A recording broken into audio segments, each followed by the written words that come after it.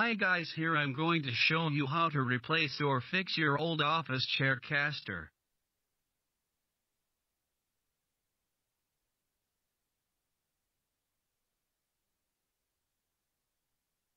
First of all, identify the faulty caster. Then insert screwdriver along the sides of caster pivot. And then push downwards to pop out caster.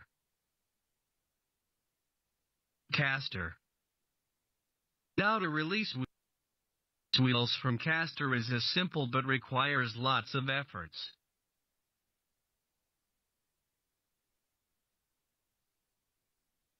You just need to insert screwdriver along sides of wheels, then apply force outwards. Now the wheel will pop out easily.